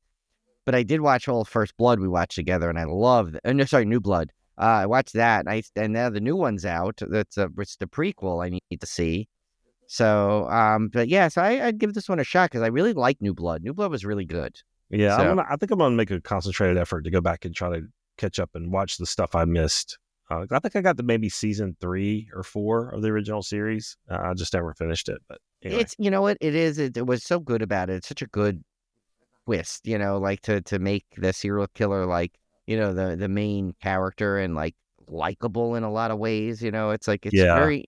It was a very interesting way to do it. It basically took the whole anti-hero phenomenon and flipped it on its head and made him super likable. Oh, why do I get stuck with this? Walking Dead, Daryl Dixon. There's 3 seasons of this one. I didn't even know this one existed. There's 3 seasons of it. Yeah. How many? I just don't understand how much content do they have of this it's Walking the same Dead stuff too. Yeah, it's the same stuff. Right? I mean, and listen, I know the first series was iconic and from what I saw of it was entertaining, but like I feel like there's too much of it, too much zombies now. It's like, you know what's gonna happen is eventually there's gonna be actual zombies and nobody's gonna give a shit and get eaten because they're gonna just say, I'm so tired of it. I'm so tired of it. Just eat me already. It's like, put a Ghost of Me, I'm done from Kim and Kat. It'll be just eat me already. I can't take you zombies anymore. Next up is, this one's technically a season 2, I guess. It's Goosebumps The Vanishing, but it's a new. I don't know if it's a new season or just a new direction for the Goosebumps. Is this the one with Ross in it, like David Schwimmer? I don't know. Maybe. I think it's him, and I'll be really upset if he doesn't go like, like or something. But I don't know if he'll do it. I guess the next one is a season 2 also, and that's Castlevania Nocturne season 2. Yeah, that's an animated. That's animated, series. Right? That's animated. Yeah, it's actually pretty good. I watched the first season of it. I kind of wanted to see the first one because I remember playing the first game and I liked it. So yeah. Next up is Devil May Cry, which is a Hulu adaptation. That's based on an anime series as well, but this one may be live action. I don't know. Anytime they say anime, I think of that Big Bang line where, like, remember, like Sheldon goes, "Oh, it's an anime series," when they watch Oshoku Ninja or whatever warrior, the one they took from like 2.5 Men, and then like Penny was like, she was like, it was when he was training her, and he goes, "Oh yeah, my friend Anime said this," and like I don't know why I always laugh at that. And for some reason my iPad wants to record us also. Never mind. Okay. So, next one is, this one's kind of cool. This is interesting. Especially I love that Disney Plus now is like kind of forced its way into horror because of the whole Hulu merger and the Fox purchase. So it is Marvel Zombies, which basically reimagines the Marvel Universe, a generation of heroes battling against an ever-spreading zombie scourge. Now, granted, I know contradicts what we just said, or we're sick of zombies, but kind of seeing like these kind of zombie things I don't mind as much when they take a property and exist and they kind of zombify it, because it's kind of interesting to see how they handle it. Yeah. Now, whether the longevity of this will be able to keep my interest past the first 1 or 2 episodes remains to be seen. But next up is American Horror Story season 13, which I tell you what, the show has a little bit lost its way in the last few seasons, so I'm hoping they can kind of resurrect it here. I'm a fan of the series, even the seasons that people have not traditionally liked, I've enjoyed to some extent. So I'm a little bit more forgiving of the series as a whole, but I still recognize that it's not as good as it was in its earlier seasons. So I'm hoping they can turn it around. This one's coming out on FX, Hulu, and Disney Plus. Yeah. This one I'm super excited about that it's returning. And the Black Mirror season 7, of course, on Netflix. Because it's like they do like, I love it. It's like they take the actual like kind of current day fears you can get out of it, but they kind of give it. It's like it almost feels like it's in the future, but if you look at it, it's really not. We're not far away from any of these topics. Season set? Like, I didn't know there were 6 seasons of the Black Mirror. So you know what happened? I think the first batch came out like with 2 seasons right off the bat. I think. I feel like 1 and 2 were like right back to back almost, and then because I know I watched them all. It just seems weird. No, and season 6 was like a couple of years ago now, right? That was the one with it had like a couple of like more famous people, like it had Miley Cyrus, right? Was in one or something. Yeah, and it's weird because like some of the seasons only had 3 episodes. So it's very misleading season 7, but yeah. This next one I watched this is The Terror on Hulu. I watched The Terror season 1 because I read the book that it was based on, and then they totally switched the whole plot for season 2, and then they're going to switch the whole plot again. It's sort of like American Horror Story. They do a completely different series each season, so you can actually watch them out of order if you want to. But I'm looking forward to this one. I do need to go back and watch season 2 though of The Terror because I never watched that one. Yeah, and honestly, we'll just finish off the last things for 2 more season 2s. It's Peacock and Netflix, respectively. Twisted Metal season 2 and The Watcher season 2. The Watcher is that's like just keeps they keep coming this story in like different forms, don't they? Yeah, I feel like it was I don't know. That was a mixed bag for me. I actually started watching Twisted Metal and it was really, really good. I never finished it. I need to go back. Yeah, that I want to see. I definitely want to see Twisted Metal. So yeah, it was actually really good. So that was our first half of our 2025 recap of movies and shows. Next episode, we will go through the books and video games of 2025 we're looking forward to. That's a much smaller list, so it probably won't be as big a deal. So next up, we are going to do every year we do what we call the Ghostradamus, which is a takeoff of Coaster Radio's Coastradamus, which they do predictions for the year. In their case, they do predictions for the theme park industry, and we obviously do predictions for the horror industry as a whole. And last year, Brian struck out. I went 0 for 4. Tim, I thought was going 4 for 4, but he ended up going 2 for 4. But I almost made it 3 for 4. But you almost did, yeah. You were pretty much on point. I did swing for a little higher fences on some of these, I think, though. Yeah, I don't think we have to read the whole rhymes and everything, but I want to go through what you predicted for each of these. So last year, Brian had predicted that Emily Sweet would get a Chainsaw nomination for. Yeah, not that I'm trying to sway you in this decision, because obviously it's a no, but I will say the Chainsaws were very odd this year at the timing of it. So I don't know if Eight Eyes even was considered for it. But True. it's a no because it didn't happen. But I'm wondering if I'm just saying that because I think Emily deserved it, and I'm hoping she gets it next year somehow or something. I don't know. Yeah. I don't know where they consider it. Yeah. And then his long running prediction that Crystal Lake would be coming to Peacock by the end of the year. Obviously, that did not happen. It's apparently happening this year. It was so close, though. Remember, they had it, and then they actually had it slated and everything, and got pushed. No. So we had to call that one a no.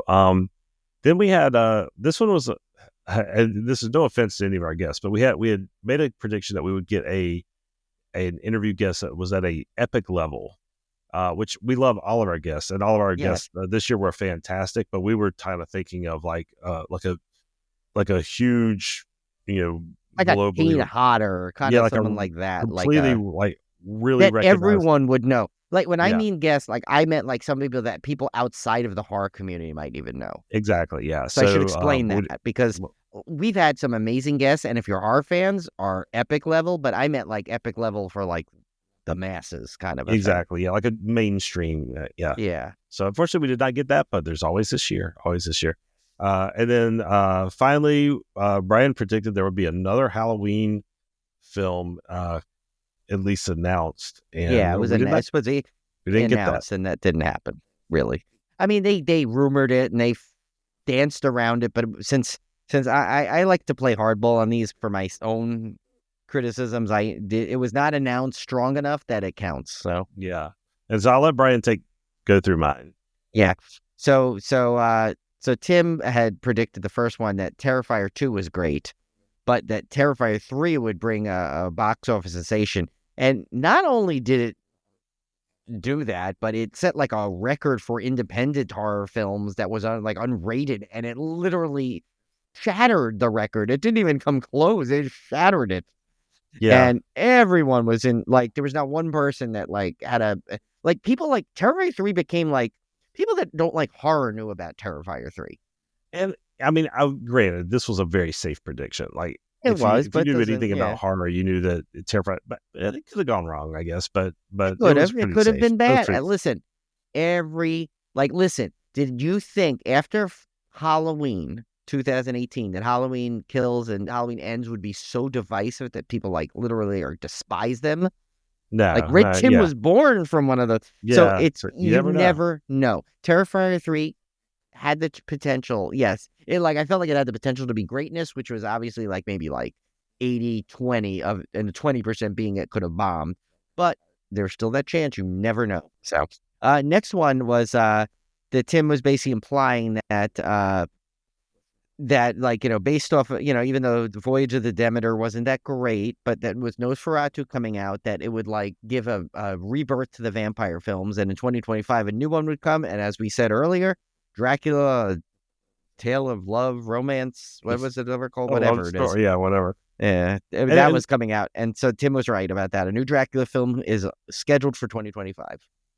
Yeah, and it's important to note that whenever we make these predictions, I know sometimes they come close to when announcements are coming out, but anytime I make a prediction, it's never based off something I've already seen. I'm never going to cheat the Ghostradamus. So if I say, oh, I think this new sequel is going to come out, and then it's announced like 2 weeks later, it's not because I saw it. It's I legitimately make all of these predictions based off. But I'm also, you got to understand, we keep up with the horror industry. We know where the trends are going. We know what the buzz is going. So sometimes it seems like we have inside information that we're making predictions off something that was already known, but we're not. We're just basing it off trends. We are so not on the inside. We're not on the inside. Same level as you guys. Yeah. The next one. So this one I thought was going to become true. Honestly, I thought this was your guaranteed one, which is kind of funny.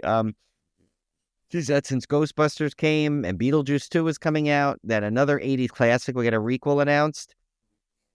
You missed it by like a couple of weeks with the Gremlins one, because Gremlins, I think, is considered kind of a requel more than it is a sequel.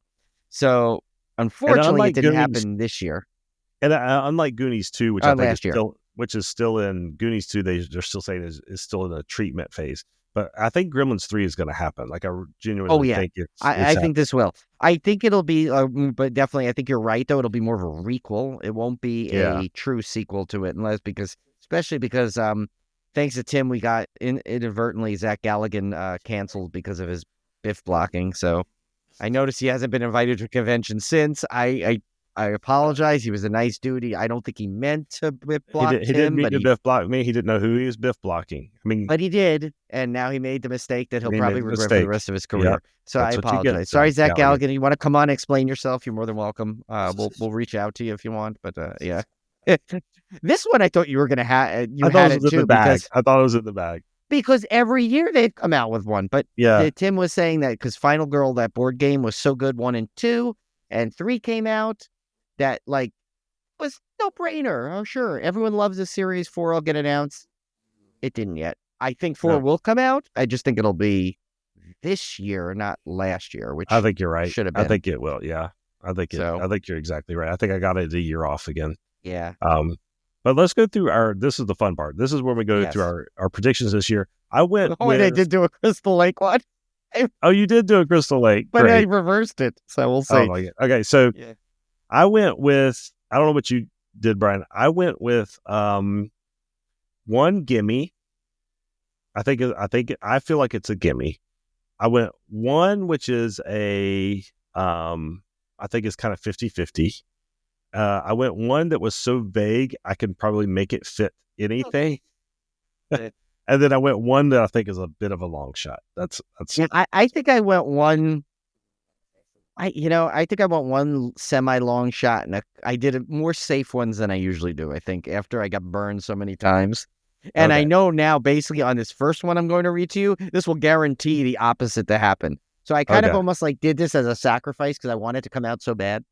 Okay. So I guess we'll alternate.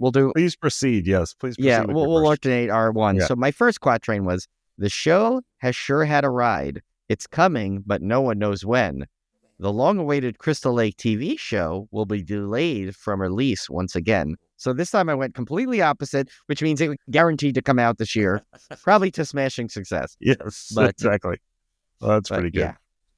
All right, this was my gimme. It placed a grin upon our face, a superior sequel meant to be.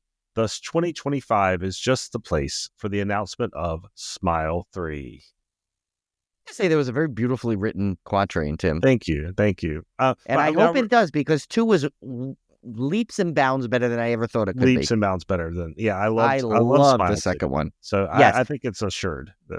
Yes. Oh, I think so, because a lot of people, I haven't heard bad things about Smile 2, only positives about it. So if they're like anything that like us is reading the room, you're going to make a Smile 3. Yeah. I just hope it gets announced this year for your sake, so you can win you win your quadrant. Well, that's my gimme.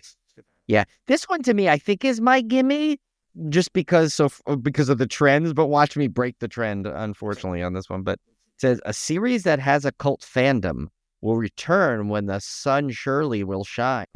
So by the summer of this coming year, we'll get Blackwell Ghost number 9. I mean, that's pretty. I would say pretty safe bet. It is. But today, of course, I saw someone wrote, "When's it coming out? I'm too nervous. Why is this taking so long? Why is it going to come out?" I said, "Watch me. I just cursed the series just for cursed to it. skip a year for the first time in like 8 years." But all right. We'll see. So this one's my 50-50, but I lean towards maybe more on the not happening side.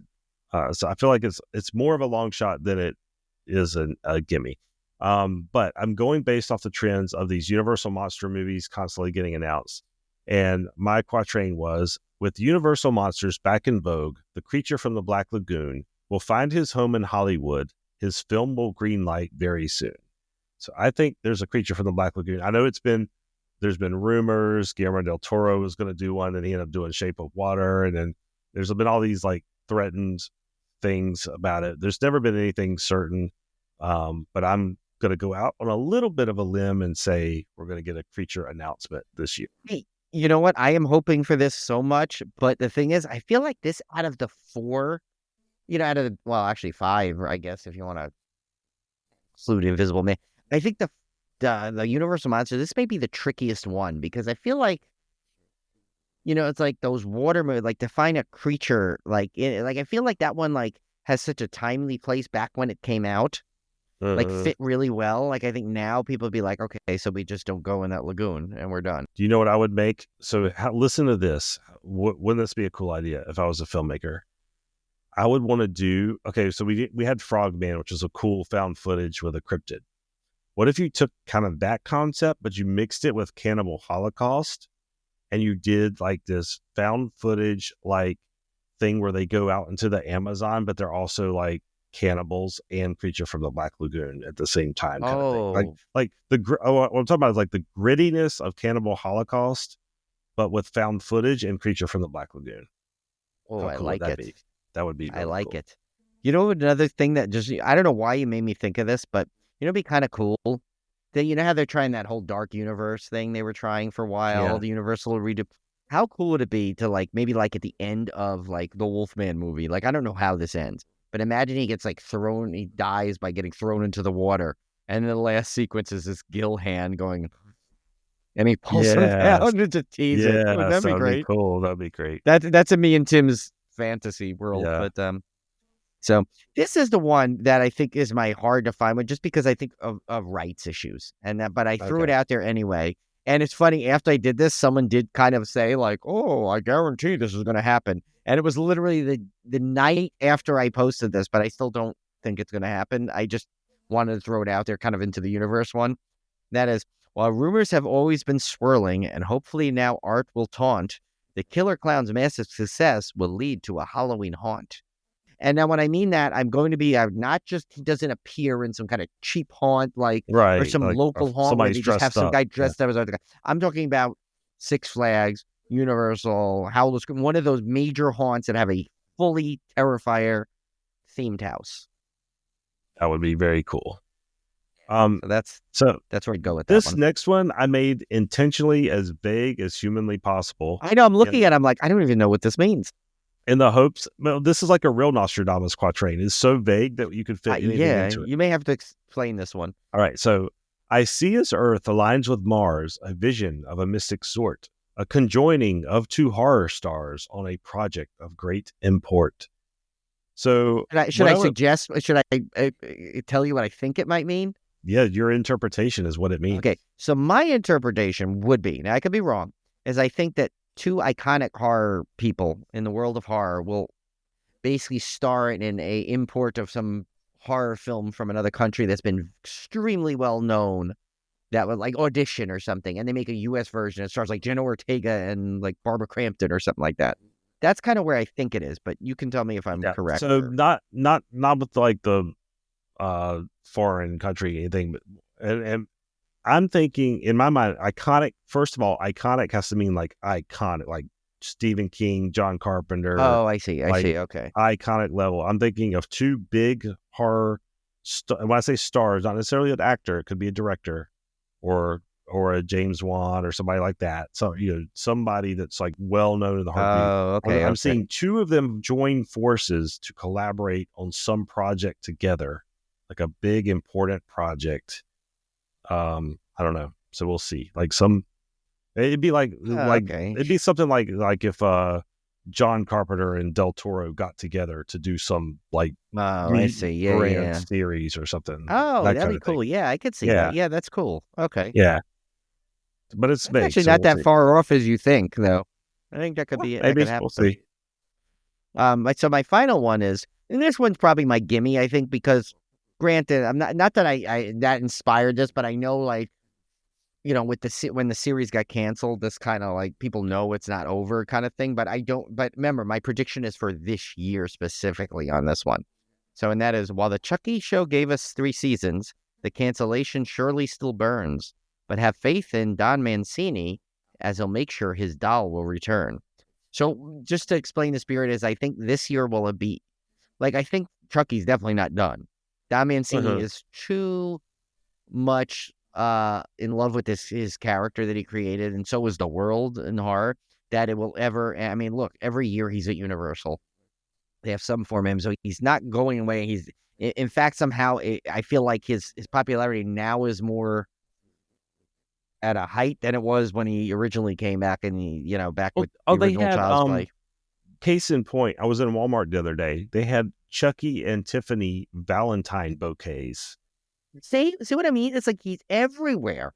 So Like, yeah, but in order for me to claim this, it has to be what I'm saying is that a specific project has to be announced this season. Like he has to say, okay, I'm making a new Child's Play movie, or hey, I'm moving the series now to Shudder, officially, yeah, or yeah. I'm making a one-off Chucky special thing, like, but it has to be something specific, and it has to be this year. I mean, obviously he's implied that Chucky's not dead completely, but so that's where I kind of that's why I wanted to explain this, because it looks a little more vague than my intention was. That's more just so I could fit the rhyme in.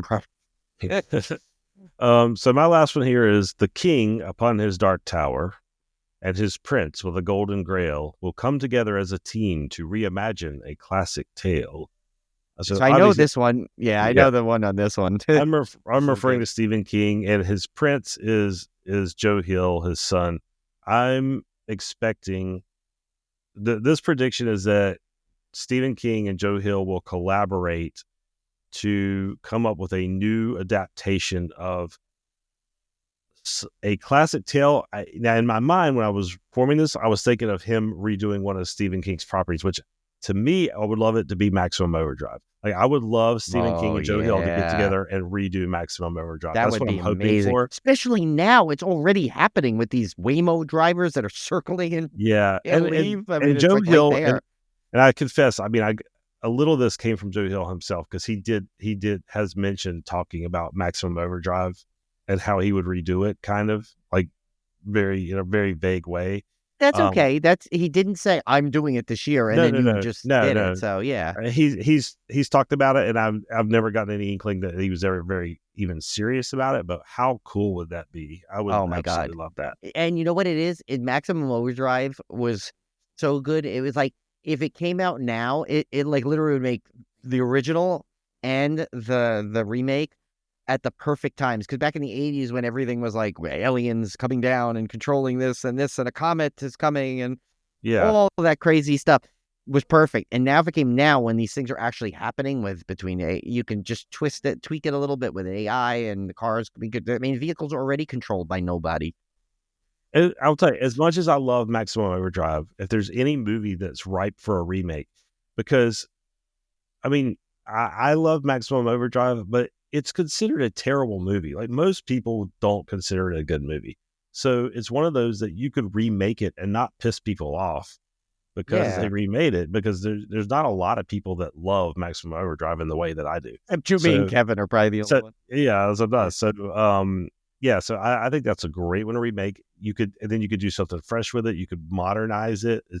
There's so many reasons why I feel like that one should be remade. I mean, yeah, I already can see a sequence of where someone gets into those Waymo self-driving cars, and the car just crunches him internally or something. It's like, it's like right there. Yeah, it's right there. So that was a fun. I think we have some good ones this year. I think we're more balanced this year. Like, I think we have equal chances equal chances to kind of do well. So what we'll do is we'll just, of course, we don't have a beer pairing, because there's no point in pairing something we don't have. But we will do our first fan topic foo of the year. And it's kind of one we usually have. And it's just our New Year's resolutions. If you want, I'll just start real quick. One of the things I want to do is, I know I said this before, but like, I definitely this year, I want to kind of read some more books. I already have 2 like horror-esque books. Like I have the Anapocalypse novel, which I got, which I didn't even realize till this year existed. And I also have this cool book about like haunted places and stuff. Like, and so I have that I want to read. I actually have some cool like horror script writing books that I have that I want to read. So I want to do those, but I also want to, and more so because after seeing Nosferatu, I want to start reading some of the classics like Dracula and the original Frankenstein, both which Julie has already in our books library. So I want to like read stuff like that, like more some of the classic horror stuff.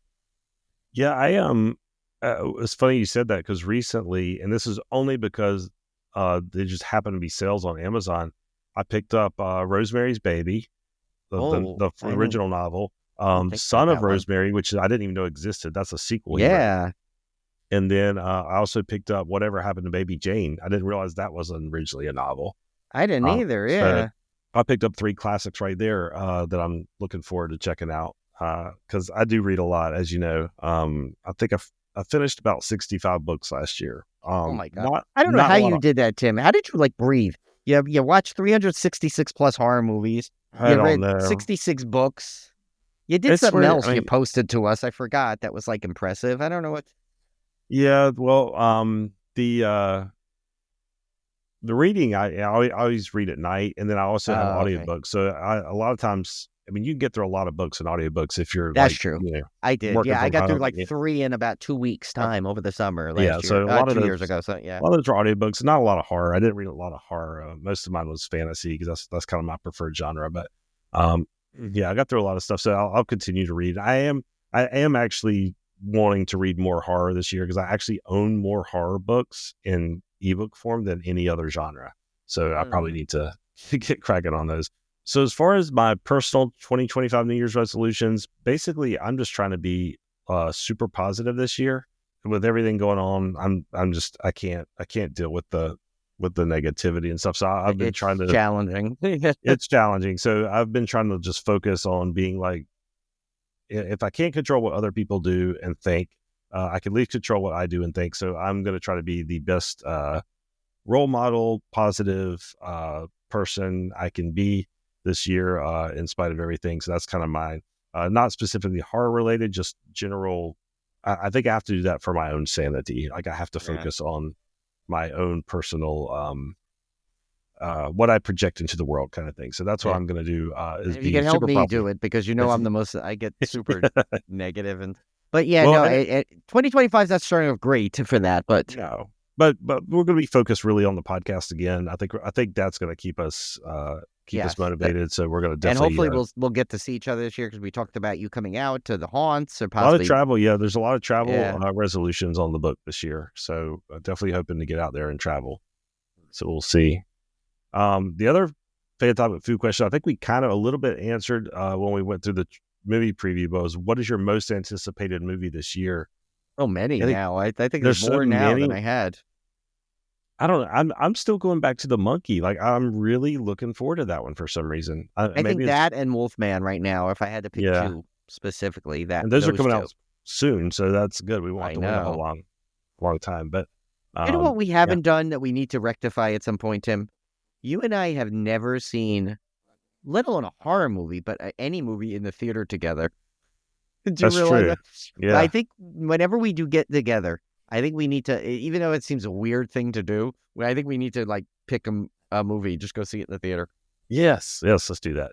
Especially because they're opening up a brand new, they took over the Icon Theater that closed like at the mall near me, and they're replacing it over the summer with a Alamo Drafthouse. So I'm kind of excited. Ooh, and I've never been to an Alamo Drafthouse. That'll be cool. Yeah, so there you go. You come out and visit. We'll do the theme parks, and we'll go see a movie at the Alamo Drafthouse. That would be awesome. Yeah. So so we'll be back here next week. We'll continue this discussion. We're going to go over the 2025 books and video games we're looking forward to. And soon enough, once we get past this preview stuff, obviously we will get into our our actual featured films. I think we're going to try to get Nosferatu done. Let's see if we can get a roundtable set up for that. That'd be awesome. Yeah, I'll reach out to our crew today, and we'll get that.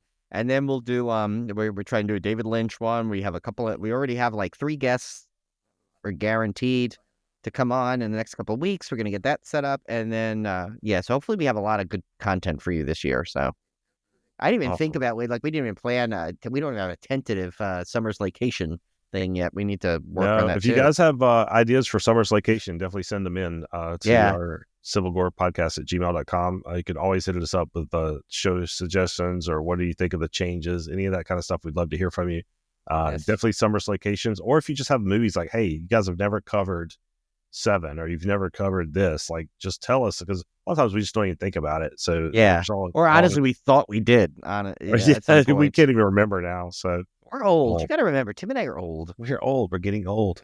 I had 50, for God's sake. I just hit 50. I know. But I will say, if we get the Tim Vegas trip we have all planned together this year, yes, we have that. We need to live stream a bunch of that because that would be impressive. Especially because hopefully we're going to time it when that Horror Unleashed is open in Vegas. Oh, that would be so much fun. Yeah. In fact, I think we almost need to make sure that is open when we all go. I got to go get my real ID so I can fly anywhere.